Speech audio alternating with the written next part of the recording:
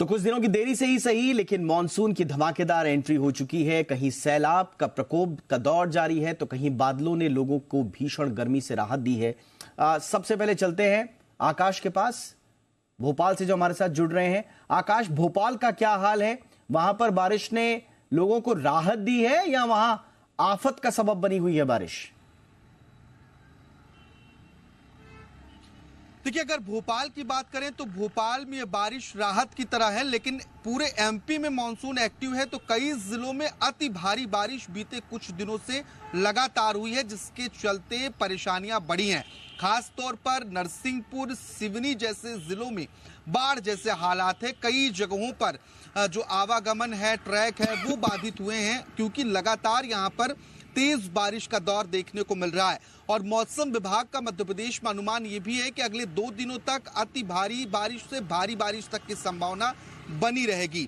देखिए, सिवनी में भारी बारिश की वजह से टापू पर 5 लोग फंस गए, जिन्हें हेलीकॉप्टर के जरिए रेस्क्यू करके निकाला गया। इसके अलावा नगर में, गुना में भी इस तरह की स्थितियां हैं और लोगों की परेशानियां बढ़ रही हैं। जबलपुर रेल मंडल में तो रेलवे ट्रैक्स पर भी पानी भर गए हैं। एक जो रेलवे का ब्रिज है वो दुर्घटनाग्रस्त होने की संभावना में है। ऐसे में यहाँ पर जो ट्रेनें हैं उन्हें डाइवर्ट किया गया है और अलग अलग दूसरे रूट से ट्रेन चलाई जा रही हैं।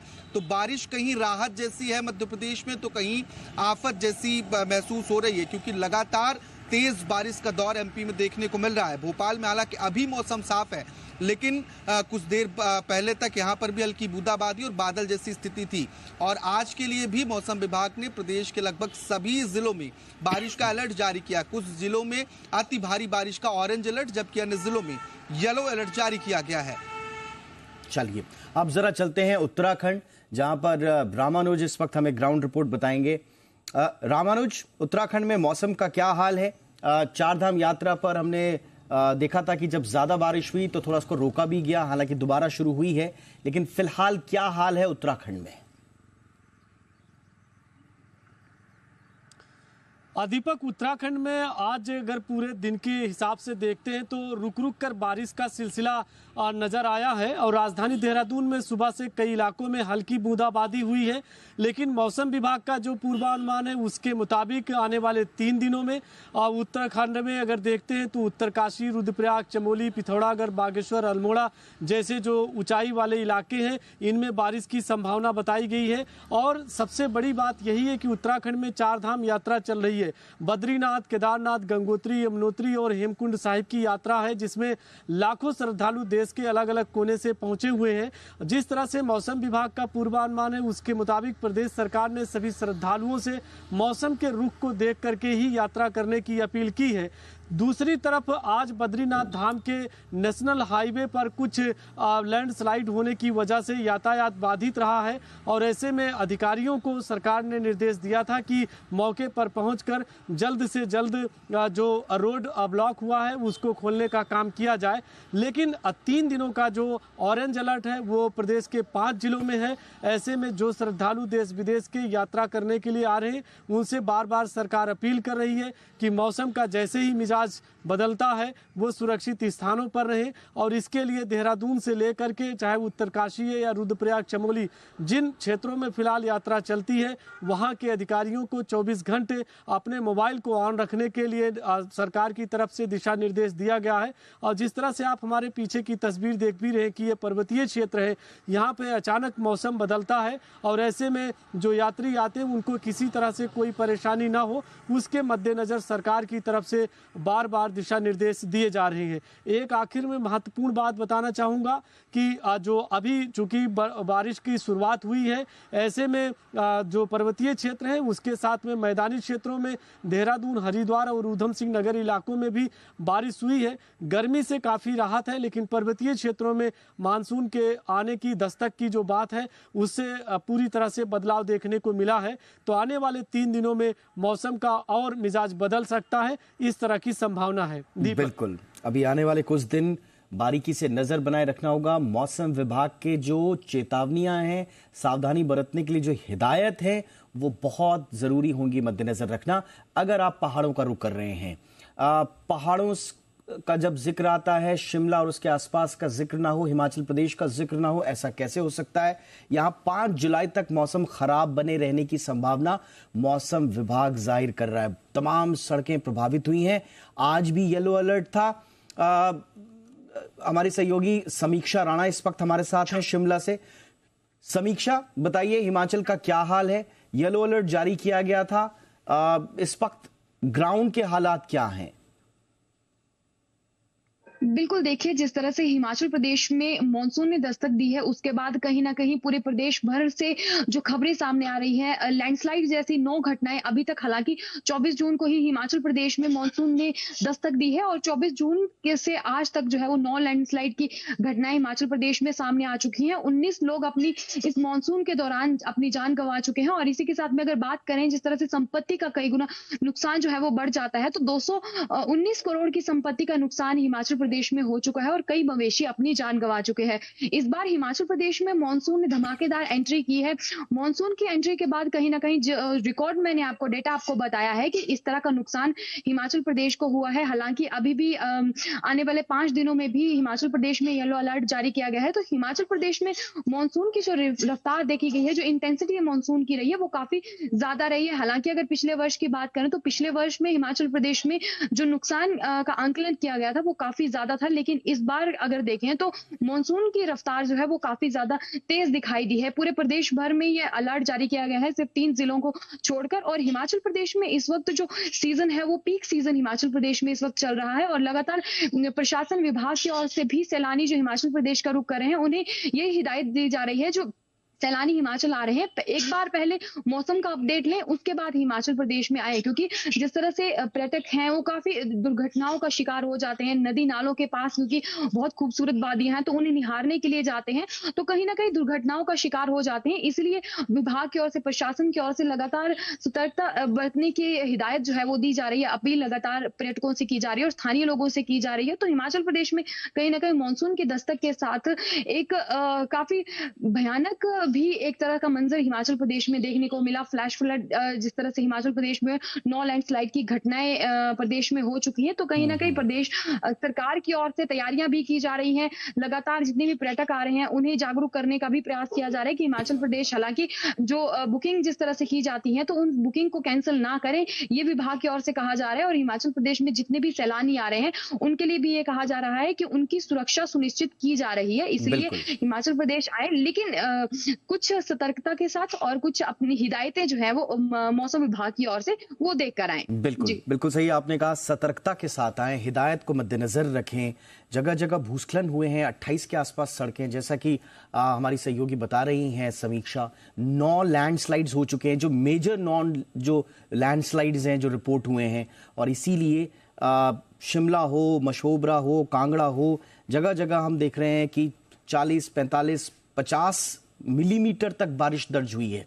तो जो भी पहाड़ों का रुख कर रहा है, चाहे उत्तराखंड चाहे हिमाचल, आप सतर्कता के साथ आए, हिदायत लेकर आए, मौसम विभाग का पूरा अनुमान पढ़कर, जानकर, समझकर ही आए।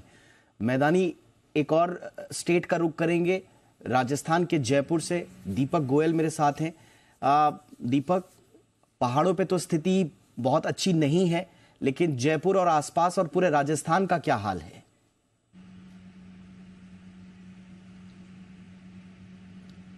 देखिए, राजस्थान की यदि हम बात करें तो राजस्थान का बीकानेर संभाग, जिसमें बीकानेर, हनुमानगढ़ और गंगानगर, इन तीनों जिलों के अलावा पूरे राजस्थान में जो मानसून है वो एक्टिव है। इस मानसून का असर ये है कि मध्य प्रदेश में जो बारिश हो रही है उसके कारण कोटा के जो कह सकते हैं कि बैराज के जो गेट हैं वो खोले गए हैं काली सिंध के। इसके अलावा राजस्थान के कुछ जो 6 जिले हैं उनमें कल अलर्ट जारी किया है, ऑरेंज अलर्ट। इसके अलावा 30, 31 और 1 जुलाई ये 3 दिन ऑरेंज और येलो अलर्ट हैं, अलग अलग जिलों के अंदर जारी किए गए हैं।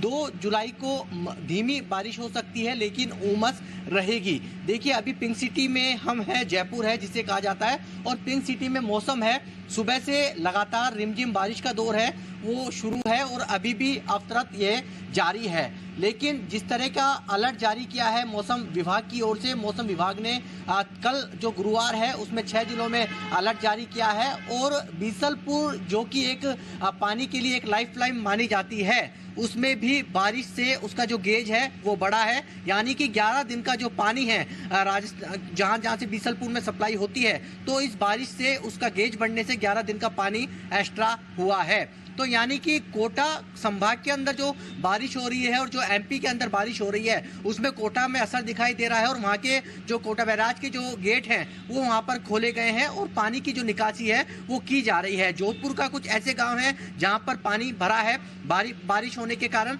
लेकिन राजस्थान के 3 जिले जिसमें बीकानेर, गंगानगर और हनुमानगढ़ है, वहां पर अभी मानसून एक्टिव नहीं है। लेकिन राजस्थान के 30 जिलों के अंदर मानसून पूरी तरीके से एक्टिव है।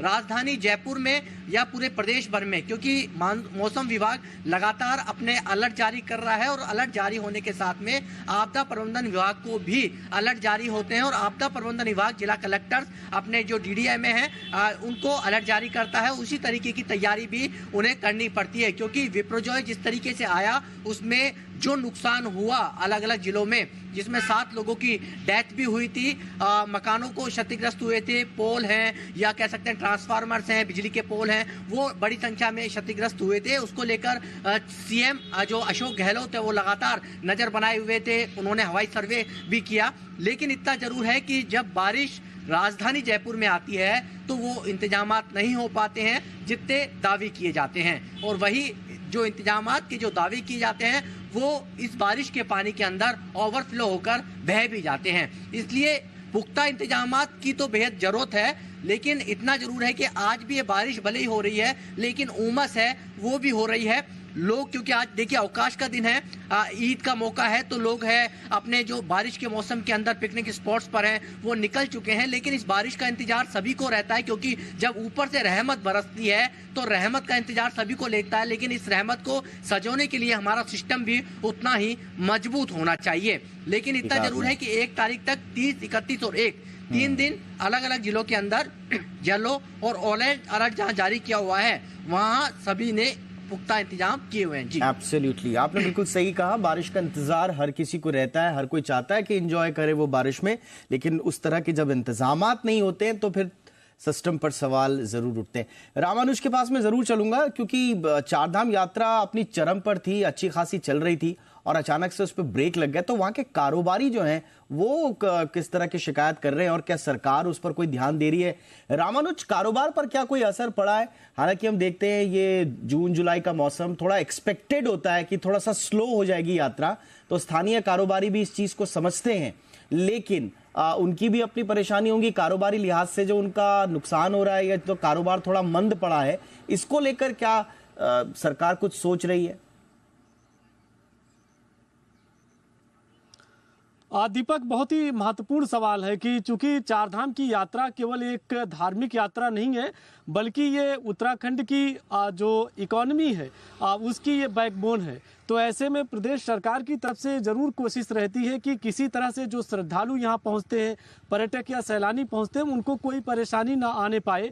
और यही वजह है कि जो प्रदेश के चाहे उत्तरकाशी, रुद्रप्रयाग, चमोली और टिहरी और पौड़ी, देहरादून, ये जो यात्रा रूट्स हैं और जिनमें हसीन वादियाँ भी हैं जो दर्शक अपने टीवी स्क्रीन पर देख भी रहे हैं बिल्कुल हमारे पीछे, और इन्हीं वादियों को देखने के लिए यहाँ पर सैलानी पहुँचते हैं। तो इसके रूट पर जितने भी डेंजर जोन के इलाके हैं उन इलाकों को चिन्हित किया गया है और ऐसे जगह पर, ऐसे स्पॉट्स पर एसडीआरएफ के साथ में जो लोकल एडमिनिस्ट्रेशन है वहाँ के अधिकारी वो पूरी मुस्तैदी के साथ में रहते हैं, ताकि किसी तरह से कोई भी श्रद्धालु अगर पहुँचा है उत्तराखंड तो उसको परेशानी ना हो। अब जहाँ तक आपका सवाल है कि आखिर इससे कारोबारियों पर क्या असर पड़ता है, चूँकि जब यात्रा चलती है तो उस समय ज़रूर उत्तराखंड की इकॉनमी बूम करती है, लेकिन अब जैसे जैसे बारिश का सिलसिला आगे बढ़ेगा और मानसून रफ्तार पकड़ेगा तो ऐसे में जो यात्री हैं वो दूसरे प्रदेशों को उनकी संख्या कम होने लगती है। तो प्रदेश सरकार ने ये अपील की है कि मौसम का जो अपडेट है उसी के मुताबिक यात्रा करें, ताकि जो भी चाहे वो अब होटल की बुकिंग्स है या फिर वो अपने वाहन की बुकिंग है वो कैंसिल भी ना करवाएं और वो यात्रा सुगम और सुरक्षित तरीके से करें। तो सरकार की तरफ से पूरा इंतजाम है। जब भी सैलानी पहुंचते हैं, मसूरी जो पहाड़ों की रानी है, सरोवर नगरी नैनीताल और जो उत्तराखंड का चोपता जिसे आप अच्छी तरह से जानते हैं रुद्रप्रयाग का, उसको देखने के लिए इस समय खासी हरियाली रहती है और जो हसीन वादियां हैं उसको देख करके मन आकर्षित भी होता है, उसे बारंबार देखना भी पसंद करते हैं। तो इस समय जो भी पर्यटक सैलानी पहुंचे हैं, सरकार की पहली प्राथमिकता में उनकी सुरक्षा, उनकी हिफाजत है और सड़क कहीं भी किसी तरह से ब्लॉक ना हो, उसके लिए जगह जगह पर पूरी जो मशीनरी है, जो सरकार का मैकेनिज्म है, वो उसको इसी तरह से डेवलप किया गया है ताकि कोई परेशानी आए। लेकिन कुदरत के सामने जो स्थितियां बनती हैं, चुनौतियां बनती हैं, उसका मुकाबला करने के लिए किस तरह से जो बिल्कुल आपने सही कहा कि कई बार प्रशासन की जो तैयारियां हैं वो कुदरत की मार के आगे धरी की धरी रह जाती हैं। इसलिए बहुत जरूरी है, लोग एंजॉय भी करेंगे, घरों से बाहर भी निकलेंगे, लेकिन सुरक्षा का ध्यान आपको अवश्य रखना है। बहुत बहुत शुक्रिया आप चारों का। Aakash, thank you so much. Ramanuj, शुक्रिया आपका। समीक्षा, बहुत बहुत धन्यवाद। दीपक, धन्यवाद आपका भी इस अपडेट के लिए।